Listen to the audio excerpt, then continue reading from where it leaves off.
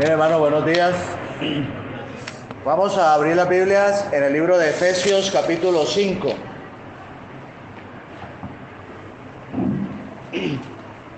Efesios, capítulo 5.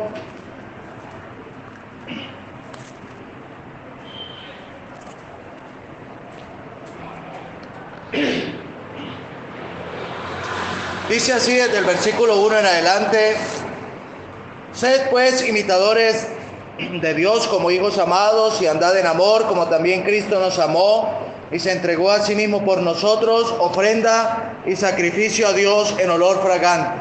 Pero fornicación y toda inmundicia o avaricia ni aun se nombre entre vosotros, como conviene a santos, ni palabras deshonestas, ni necedades, ni truhanerías que no convienen, sino antes bien acciones de gracias.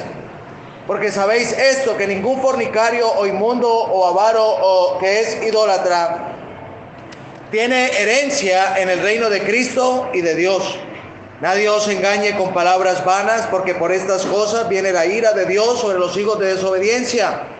No seáis pues partícipes con ellos, porque en otro tiempo erais tinieblas, mas ahora sois luz en el Señor. Andad como hijos de luz. Porque el fruto del Espíritu es en toda bondad, justicia y verdad, comprobando lo que es agradable al Señor. No participéis en las obras infructuosas de las tinieblas, sino más bien reprenderlas.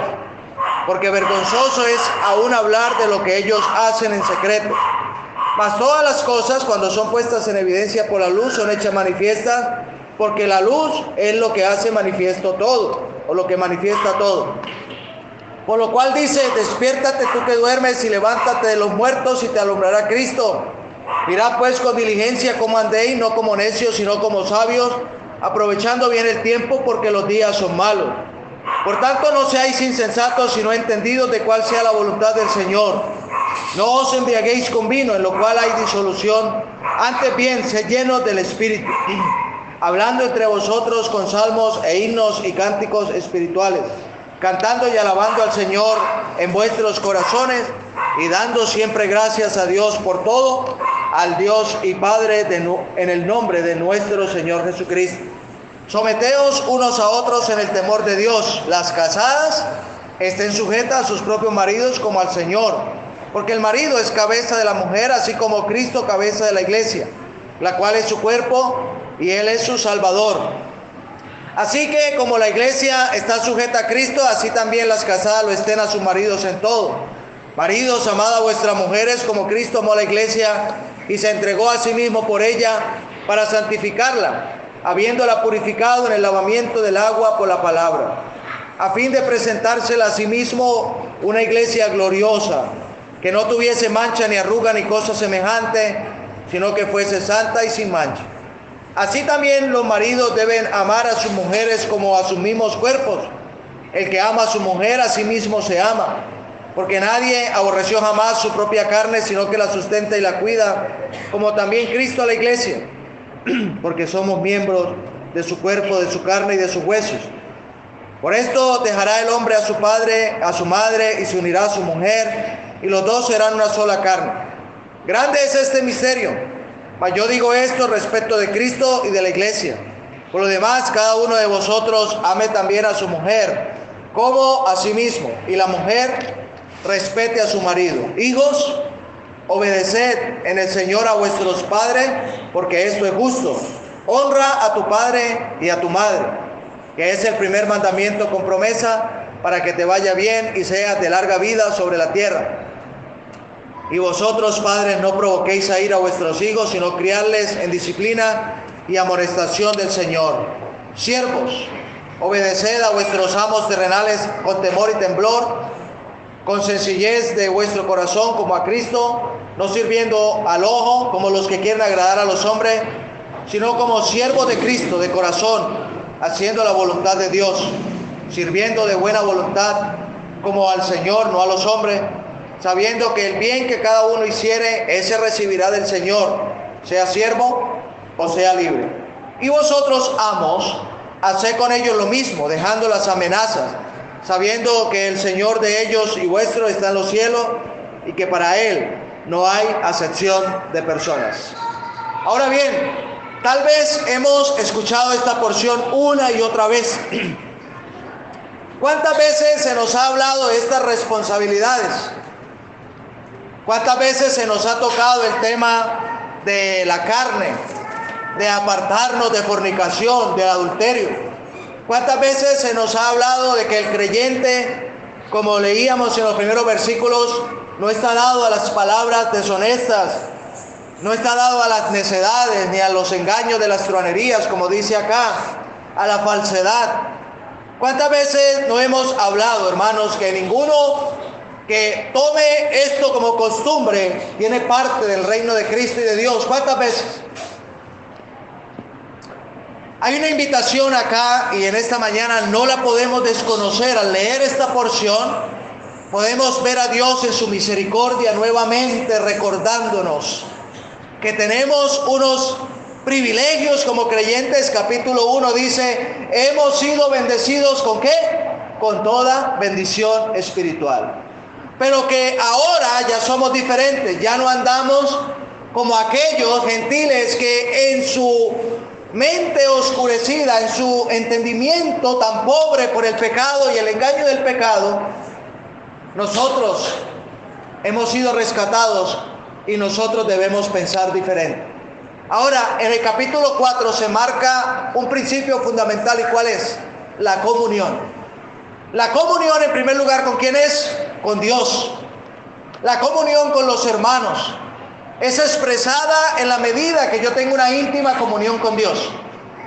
Porque como lo hemos enseñado, y es el tema amplio que el hermano Jairo ha estado tocando en José, es imposible decir que tengo comunión con Dios cuando tengo una enemistad con los hermanos. Es imposible. Un hermano que tenga celos, que tenga contienda, que haya ira, que haya enojo, que haya amargura en su corazón, no tiene comunión con Dios. Discúlpeme, no tiene comunión con Dios. Y lo digo con temor, porque cuántas veces mi corazón se carga por bobada. No sé, el hermano no me saludó, no sé, dijo algo, o me hizo algo, porque puede que me haga algo, pero mi reacción es lo que vale, es como yo reacciono. El principio de todo lo que estamos viendo, ¿qué es? La comunión con Dios. Es difícil, hermanos, versículo 1, sed imitadores de Dios si no conocemos a Dios. Es difícil. ¿Cuál es el principio fundamental de poder imitar a Dios? Es conocerle. Si yo no le veo, no le conozco, ¿cómo le voy a imitar? ¿A quién voy a imitar? Entonces hablábamos en el versículo 1 de la necesidad de conocerle, de entenderle. ¿Para qué? Para poder imitarle. El Señor Jesucristo les dijo a los discípulos, ejemplos he dado, ¿para qué? Para que así como yo lo hizo ese día ahí en el aposento alto lavando los pies, ¿qué dijo? Para que como yo os he hecho, así también nosotros hagamos. ¿Con quién? Con los demás. Es el ejemplo. Dice el Señor Jesucristo ahí en Juan, que sabéis estas cosas, bienaventurados seréis si las hicieres. Entonces, hermanos, se nos viene una lista de cosas que tenemos que hacer, que nos ponen en aprietos porque nuestra carne jala a todo esto. Fornicación, avaricia, cosas que no convienen para nosotros los creyentes, en las que diariamente nuestra carne anhela. Y hermanos, podíamos entrar en detalle en cada una de esas y hablar, pero lo que va a hacer, hermanos, que estas cosas realmente no tengan prioridad en nuestra vida, ¿qué va a hacer? Que el Señor tenga la prioridad en nuestra vida. Dice al final de todo esto, dice, ningún fornicario, inmundo, avaro, que es ¿qué? Idólatra. La idolatría consiste no en tener, no sé, un muñequito ahí, un santo en la pared, o una imagen, o una cruz colgada acá. Eso no es idolatría. El ídolo es todo aquello que tiene el primer lugar en mi vida. Ahora analice su vida. ¿Qué es lo que tiene el primer lugar en su vida? ¿Qué puede ser? ¿El trabajo? ¿La familia? ¿El celular? ¿Las redes sociales? ¿Qué es lo que tiene el primer lugar en mi vida? eso es su ídolo. No, pero yo no soy idólatra. Nosotros confundimos la idolatría con diferentes religiones que adoran imágenes. Entonces decimos, esa religión es idólatra, perdidos. Tienen unas imágenes ahí, son idólatras. No. Ellos siguen imágenes, pero nosotros somos idólatras. ¿Por qué? Porque hay cosas que le han quitado el primer lugar a Dios en nuestra vida. Y es ahí, hermanos, cuando todo esto que está acá, es difícil que lo podamos cumplir. Es difícil que nosotros podamos cumplir con esta lista cuando Dios no tiene el primer lugar en nuestras vidas. Si Él ocupa el primer lugar en nuestra vida, hermano, lo que va a haber es el fruto del Espíritu. Es lo que dice el 7. En otro tiempo erais tiniebla, mas ahora soy luz en el Señor. Andad como hijos de luz. Y eso nos pone en una condición especial. Lo que éramos y lo que somos. Y siempre debemos, hermanos, enfocarnos en eso. Cada día de creyente usted mire en lo que era. Y cada día piense lo que soy. Cada día levántese y diga, ¿quién soy? ¿Quién soy? Usted, ahora, a partir del momento que decidió seguir a Cristo, es un hijo de luz. Ya no es un hijo de las tinieblas. Ya no es un hijo del mundo, ya es un hijo de Dios. Y el hecho de ser hijos de Dios nos pone en una posición, ¿qué? Especial. Hermanos, si nosotros cada día fuéramos conscientes y convencidos, hermanos, de que somos hijos de Dios, nuestra vida, nuestra forma de ser sería como distinta. ¿Por qué? Porque buscamos agradarle, buscamos comportarnos como hijos de Dios. Y hay una cosa importante cuando no se nos olvida que somos hijos. ¿Qué es? Cuando uno es hijo, reconoce que tiene un ¿qué? Un padre. Y hay un reclamo de Dios al pueblo de Israel en Malaquías. Si yo soy padre, ¿dónde está mi honra? Y si yo soy Señor, ¿dónde está mi temor? Entonces nosotros le decimos a Dios Padre y le decimos Señor. ¿No son las palabras que más usamos? Señor, Padre, todos los días, cada rato. Entonces Él dice, listo, bueno, yo soy su Padre y Él nos ha adoptado como Padre, gracias a Él. Entonces Él espera, hermanos, como dice acá, andad como hijos de luz. Y quiero hacer un llamado de atención a los que no han creído. El pueblo de Israel se jactaba y decía, nosotros somos hijos de Abraham, por ende somos hijos de Dios. ¿Recuerdan? ¿Y qué les dice el Señor? Vosotros sois hijos de vuestro padre el diablo, y las obras de vuestro padre queréis hacer. Si fueran hijos de Abraham, ustedes me creerían, porque Abraham vio mi día y ¿qué hizo? Él se alegró, Abraham creyó, y Abraham le creyó a Dios en la promesa de una simiente en la cual iban a ser bendecidas todas las naciones. ¿Y cuál es la simiente? Isaac. Claro, Isaac fue gozo, por eso se llama risa, porque fue risa, fue gozo para ellos. Qué alegría en su vejez, 90, 100 años, llegar a tener un hijo y criarlo. Eso es una alegría. Pero Abraham había creído ¿a quién? A la simiente. ¿Y la simiente quién es? Cristo. Él es la simiente. En Él son bendecidas todas las naciones. Ahora el pueblo de Israel creyó que por ser hijos de Abraham eran hijos de Dios. Y esa es la terrible equivocación. Y yo quisiera llamar la atención. Si hay alguno aquí que todavía no ha creído, si hay alguno aquí que todavía no tiene asegurada su salvación, si hay alguno aquí que no ha tenido una experiencia de salvación, un encuentro personal con Cristo, yo quisiera animarle en esta mañana a que usted pueda reconocer en Cristo el Salvador y aceptar la salvación. ¿Para qué? Como Él dice en Juan capítulo 1, versículo 12, para que todo aquel, o mejor dicho, dice, para los que creen en su nombre, los que le reciben y creen en su nombre, ¿qué? Les da la potestad, el derecho,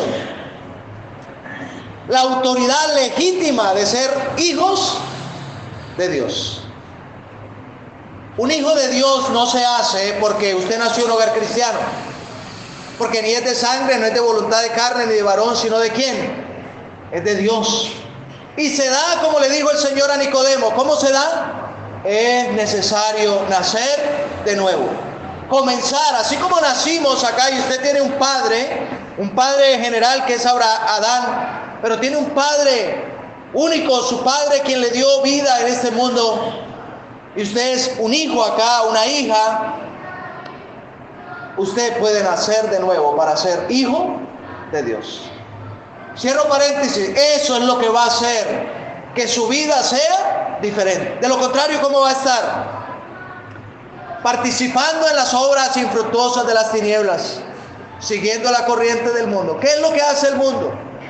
Un sistema que sigue una corriente que no sabe para dónde va. Satanás sí sabe para dónde va, porque el destino de él es las tinieblas eternas. Y el camino que él ha trazado para los hombres a través del sistema, ¿cuál es? Es un camino aparentemente de luz, como dijo el proverbio, un camino que parece derecho, pero su fin es un camino de muerte, es un camino de destrucción, de perdición eterna. Por eso dice: no participéis de las obras infructuosas de las tinieblas. Eso éramos. Es vergonzoso hablar de lo que ellos hacen en secreto, y el mundo cada vez más en deterioro. Nosotros hemos sido rescatados de esa vana manera de vivir. Ahora, si hay algo que usted tenga escondido, si hay algo que usted no quiera decir, si hay algo que le agrada, va a salir a la luz. Créalo, va a salir a la luz. Versículo 13: mas todas las cosas, cuando son puestas en evidencia por la luz, son hechas manifiestas. ¿Por qué? Porque la luz lo manifiesta todo. Y yo quisiera mirarlo en dos aspectos. Aquel que no quiere confesar su pecado, aquel que no se aparta, Dios traerá a la luz eso y lo pondrá en evidencia. ¿Por qué? Porque el pecado no puede prevalecer. Las tinieblas no van a prevalecer contra la luz. La luz va a brillar. Pero también quiero verlo, hermanos, desde un aspecto en el que nosotros como creyentes muchas veces no tenemos claridad, no sabemos qué hacer. El versículo 10 dice: comprobando lo que es agradable al Señor. ¿Cómo comprobamos lo que es agradable al Señor? Viniendo a la luz. Viniendo a la luz. ¿Quién es la luz? Cristo dijo: yo soy la luz verdadera, el que me sigue no andará en tinieblas. Pero también, ¿qué dice el Salmo 119 en relación a la palabra?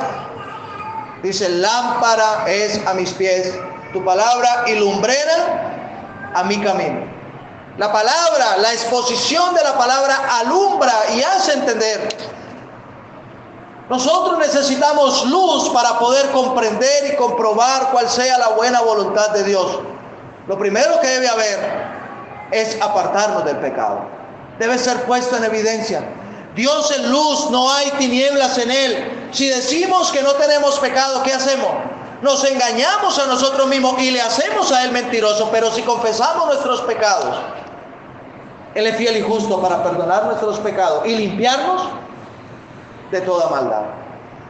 Él es luz y él anhela que estemos en luz. ¿Para qué? Para que la luz de Cristo pueda brillar en nosotros, para que su palabra nos dé claridad a la hora de hacer las cosas. Hermanos, ¿no les ha ocurrido que nos cuesta comprobar qué es lo que quiere el Señor? ¿No les ha ocurrido que pasamos los años y no sabemos cuál es la voluntad del Señor? Y finalmente le echamos la culpa a Dios. ¿Y qué decimos? No, es que Dios no me quiere revelar nada. Yo todos los días le digo a Dios: Señor, muéstrame tu voluntad. Yo quiero hacer tu voluntad. Pero ¿cuál es el principio fundamental para comprobar la buena voluntad de Dios? Es renunciar a nosotros mismos. Es rendir nuestros cuerpos. Por la misericordia de Dios, dijo Pablo, ruego que presentéis vuestros cuerpos en sacrificio vivo, santo, agradable a Dios. Pablo dijo: con Cristo estoy juntamente crucificado. Y dice: para que comprobéis cuál sea la buena voluntad de Dios, agradable y perfecta. Ahora, presentar nuestros cuerpos es una parte. La segunda parte es transformar nuestra mente. Nuestra forma de cambiar tiene que ser diferente. Y ahora, no es que aquí tengamos un culto de lavado de cerebro para cambiarle su forma de pensar o que le inyectemos la doctrina para que tiene que hacer como nosotros hacemos o nada. No. Nuestra forma de pensar, hermanos, se da en la medida que le damos espacio al Señor. ¿Para qué? Para que sea su voluntad en nuestras vidas. Los pensamientos del Señor son más grandes que nuestros pensamientos. Sus caminos son más grandes que nuestros caminos. No hay manera de que nosotros podamos realmente hacer o pensar como Él es. Pero hay una gracia infinita de Dios. En primer lugar, cuando nos salvó, dice la Escritura, nos ha dado la mente de Cristo. Pero Él dice del Espíritu Santo, Juan capítulo 16, Él nos iba a dar un consolador, Él no nos iba a dejar huérfanos. Pero ¿qué dice? Tomará de lo mío y os lo hará saber. Y hermanos, aquí termina esta sesión. Dice, vamos a leer desde el 14, por lo cual, despiértate tú que duermes, levántate de los muertos y te alumbrará Cristo. Mirad con diligencia cómo andéis, no como necios, sino como sabios, aprovechando bien el tiempo, porque los días son malos. No seáis insensatos, no os embriaguéis con vino, antes bien, ¿qué dice? Sed llenos del Espíritu. ¿Queremos comprobar la voluntad de Dios? Tenemos que despertarnos. Tenemos que alumbrarnos de Cristo. Tenemos que mirar cómo andar. Tenemos que aprovechar bien el tiempo. Tenemos que ser llenos del Espíritu Santo.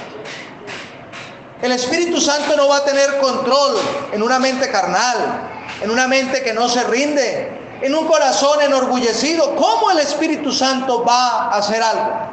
No, pero es que el Espíritu de Dios debería cambiarme. Ya quisiéramos nosotros que fuera así. Pero Dios no te va a obligar. Dios no va a forzar su voluntad contra la nuestra. Por eso Él se agradaba del Señor Jesucristo. Y el Señor Jesucristo lo dice en Juan. Por esto me ama el Padre. ¿Por qué? Y no me ha dejado solo el Padre. ¿Por qué? Porque yo hago siempre lo que le agrada. Y al final, ¿qué dice? No pases, o bueno, si es posible, pasa de mí esta copa, pero que no se haga mi voluntad, sino la tuya. ¿Y qué dice el escritor de Hebreo? En esa voluntad somos santificados mediante la ofrenda. Cristo se ofreció su voluntad rendida a la voluntad de Dios. Y dice ahí en Hebreos que se ofreció mediante el Espíritu eterno. Hermanos, para comprobar la voluntad de Dios, para saber lo que le agrada a Él, para poder tener un cambio de actitud y una vida diferente que no esté enmarcada por ninguna de estas acciones negativas que acabamos de leer acá, que son vergonzosas, que son de las tinieblas, que no le conviene a los santos. ¿Qué debemos hacer? Ser llenos del Espíritu Santo, vivir de acuerdo a su voluntad, ser conscientes de que somos pecadores, ser conscientes de que tenemos problemas con la carne, con nuestra mente, con nuestro ego, estar dispuestos a confesarlo, estar dispuestos a pedir disculpas, estar dispuestos a enfrentarlo, estar atentos y dispuestos cuando un hermano de buen corazón venga a decirnos: hermano, me parece que lo que usted está haciendo no es correcto. ¿Y qué problema cuando nos dicen algo? No lo soportamos. ¿Y por qué me lo dice a mí? Y yo he visto un montón de hermanos en la iglesia que hacen lo mismo y a ellos sí no les dice nada. ¿Por qué tiene que ser a mí? Esa es la actitud. Esas reacciones son las que demuestran, hermanos, que no estamos llenos del Espíritu Santo. No es sino que nos digan algo y se nos comienzan a poner rojos los cachetes. Es tanto que si uno le va a hablar a un hermano le da miedo. Y le da miedo de que si le dice algo, pues no vuelva, o se desanime, o le deje de hablar. ¿Tenemos que llegar a eso? Yo pregunto, ¿tenemos que llegar a eso? O sea, ¿a un hermano no se le puede decir nada? Cuando la Escritura nos manda a enseñarnos, a exhortarnos los unos a los otros. No, sí, pero es que como me lo dijo, de malas como nos lo haya dicho, o sea, es un hermano que viene a mí a hablarme, mi reacción no debe ser así. Siempre estamos pensando cómo nos salimos, cómo me lo dijo el hermano para yo también poderme defender, porque la actitud de creyente, ¿cuál es siempre? Es defendernos, o sea, no, que nunca jamás que nos vayan a encontrar algo malo a nosotros, no. El salmista dice, examíname, pruébame, mira si hay en mí, ojalá que nos encontraran algo malo, hermanos. Porque si nos encuentran algo malo, hay oportunidad, ¿para qué? Para corregir y para cambiarlo. David estaba preocupado porque David decía, líbrame de aquellos errores, los que me son, ¿qué? Ocultos. Yo quisiera, hermanos, que si hay algo oculto que yo no lo veo y ustedes lo ven, me lo digan. Porque hay una oportunidad para mí de ¿qué? De cambiar, de mejorar, de que el Espíritu tenga control. Seguramente yo no he podido crecer espiritualmente porque hay algo en mí que yo no lo veo. Quizás ustedes lo ven y dicen, no, ese Peter con lo amargado que es, ¿quién va a ir a decirle algo? Pero es ahí la oportunidad para que un creyente pueda mostrar qué es lo que es. Si realmente está lleno del Espíritu Santo, si realmente tiene disposición de que su vida sea diferente. Hermanos, yo no sé, este tema uno lo puede darle vueltas y hablar de no fornicar, hablemos de no adulterar, hablemos de... Ahora, en la otra parte habla del matrimonio. ¿Y qué decir? Volver a tocar en esta mañana de que la esposa esté sujeta al esposo, de que el esposo ame como Cristo amó, de que los hijos sean obedientes, de que los siervos sean sumisos, de que los amos hagan como el Señor sin amenazas. Pues hay una enseñanza grande ahí para cada uno, para recordar del amor de Cristo en el matrimonio, de lo importante que es el matrimonio. Pero vuelvo e insisto, hermano, no habrá ningún éxito en el matrimonio si Cristo no tiene la prioridad. No habrá ningún éxito en el matrimonio si no vivimos a la luz de su amor. Yo no podría amar a mi esposa si yo no considero diariamente el amor de Cristo en mi vida, o para ella sería muy difícil sujetarse si ella no considera el amor de Cristo ahí. Ahora, para los hijos, obedecer a sus padres, honrar a sus padres. ¿De qué otra manera usted y yo lo podríamos hacer como hijos? Considerando el ejemplo de nuestro Señor Jesucristo. Como empleados, tarea tan grande, hermanos, que tenemos cada día de testificar. Como patrones, hermanos, acá que tienen responsabilidad de liderar, de administrar, de guiar sus empresas. ¿Qué sería de estos hermanos si el Señor no tiene control de sus vidas? Hermanos, todas estas lecciones yo quisiera simplemente resumirlas en un resultado, en lo que esto trae como consecuencia. ¿Y cuál es la consecuencia? El crecimiento espiritual de cada uno, el crecimiento de la iglesia. Tenemos tarea, hermanos. Tenemos una tarea grande con los inconversos. Estamos siendo animados a compartirles a ellos, a predicar el Evangelio, y tenemos que hacerlo, porque la Escritura nos manda ir y predicar el Evangelio a toda criatura. Pero la gran comisión no es solamente abrir el local o pararnos ahí en la esquina con una bocina y predicar. La gran comisión es completa, porque la segunda parte, ¿qué dice? Después de ir y predicar, ¿qué tenemos que hacer? Bueno, a los que creen hay que bautizarlos, pero dice enseñándoles que guarden todas estas cosas. Y una de las preocupaciones más grandes de la predicación del Evangelio, ¿cuál es? Que no podamos completar la gran comisión. Y nos hemos quedado cortos en la gran comisión. ¿Por qué? Porque nuestras vidas no son diferentes. Porque la gente no ve un cambio real en nuestras vidas. Porque la gente no ve esta lista de cosas. Yo quisiera preguntar, si hay alguien ahorita, si llegaran los vecinos y se pararan ahí y tuvieran la oportunidad de hablar de cada uno de nosotros, ¿qué hablarían? No, esta gente es imitadores de Dios. no andan en tinieblas, están llenos del Espíritu Santo. Es impresionante cómo están sujetos o sometidos los unos a los otros en el temor de Dios.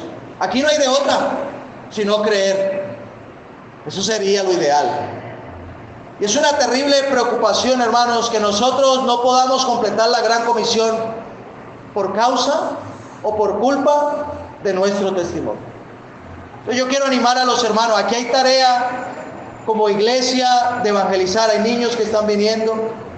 Hay padres de familia que ya han sido invitados a la clase bíblica para que escuchen lo que los hijos están aprendiendo.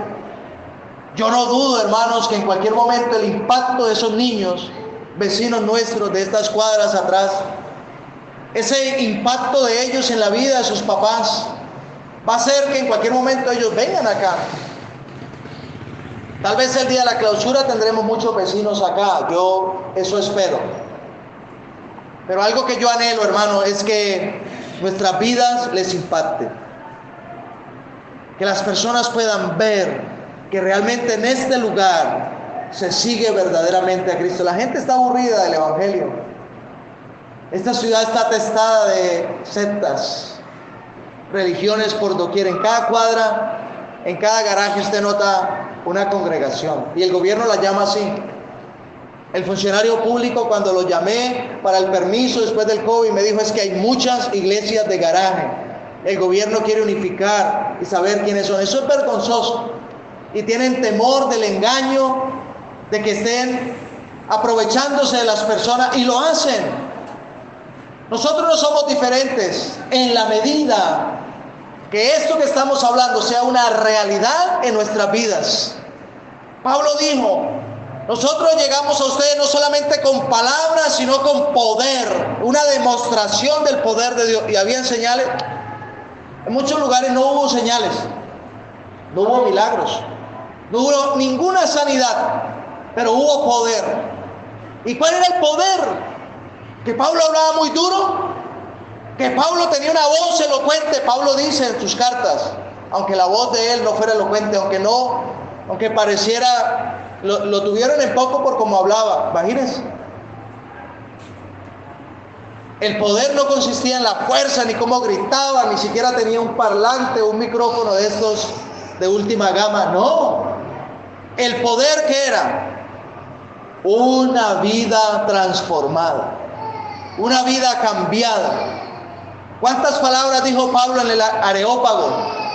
Difícil lugar para convencer a alguien ahí, en Atenas.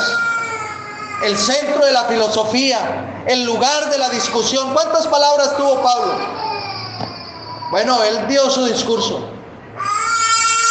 Pero si algo impactó la vida de la Areopagita y de las mujeres, los que estaban ahí, ¿qué era? La vida de uno que había sido cambiado por el poder de Dios. Hermanos, yo sé que aquí hay gente que ha venido a escuchar el Evangelio. ¿Y saben? A mí me ha pasado. Uno llega a un lugar por primera vez y uno no le presta atención a nada. Uno está pendiente de todo, ¿no? Y uno mira todo. Y uno mira a las personas. Hay gente que ha entrado acá y no le ha puesto nada de atención al mensaje. Pero como hayamos actuado nosotros, como nosotros hayamos sido, ese es el impacto que se han llevado. Porque la palabra es la que tiene poder para convencer al pecador. Pero la Escritura dice, es el Evangelio el que tiene poder. Y el Evangelio no es solamente las palabras del predicador.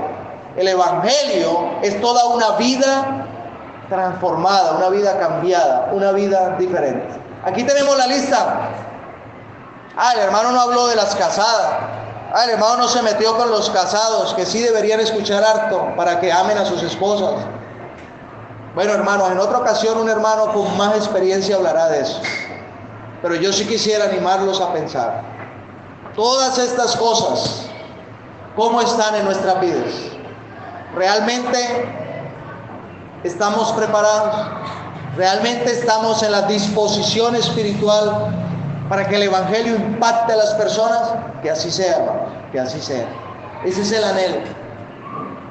¿Usted cree que si el Evangelio solamente fuera pararse en un púlpito y predicar, Pablo se hubiera gastado el tiempo para escribir todas estas cartas que hablan de la vida práctica? ¿Para qué? ¿Para qué? Paren y prediquen y ya.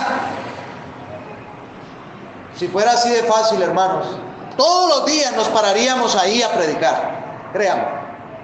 Pero si hay algo que a mí me parte el corazón, no poder cumplir con la gran comisión, es que nuestras vidas, mi vida, hablo de manera personal, no impacte a las personas, no les atraiga. Que un vecino mío no esté hoy acá, no es porque yo no le diga o no le invite, es porque no le produzco ningún deseo de estar donde yo estoy. Yo quisiera levantarme y que mi vecina salga a la puerta y me diga: lo estaba esperando, vecino. ¿Dónde es que usted va? ¿Qué es lo que usted hace? Que yo lo quiero hacer. Hay algo en usted que yo no lo tengo y yo lo quisiera tener. Ese es el anhelo mío. No ha ocurrido todavía. Y eso me preocupa. Eso me afana. Pero a eso deberíamos llegar. Que impacte tanto nuestras vidas. Porque las palabras, bueno, las palabras es palabra de Dios, pero las palabras se las lleva el viento. Y las palabras cogen fuerza, hermanos, cuando el Espíritu Santo realmente está obrando en nuestra vida. Vamos a orar.